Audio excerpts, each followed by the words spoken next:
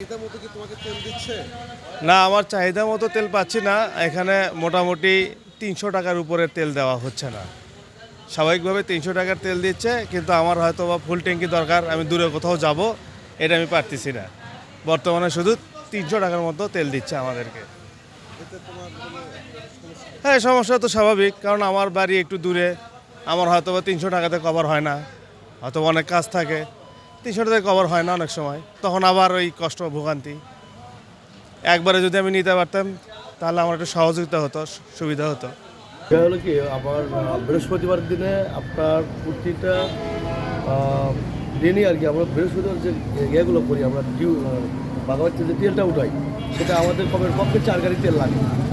4 গাড়ির মধ্যে আমাদের অ্যালোট দিচ্ছে দুইটা গাড়ি এমনিতেই শর্ট। তাহলে বৃহস্পতিবার, শুক্রবার, শনিবার, রবিবার দিনে আপনার তেল আসবে আমার।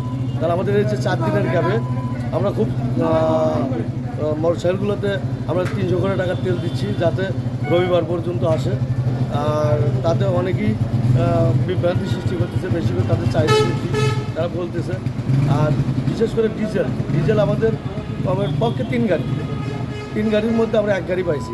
তাহলে আমাদের ওই 1 গাড়ি তেল তো সম্ভব না এই 4 দিন বা 5 দিন পাম্প চালানো। এই কারণেই ডিজেল শেষ হয়ে গেছে, আমরা ডিজেল লাইন বন্ধ করে রাখছি।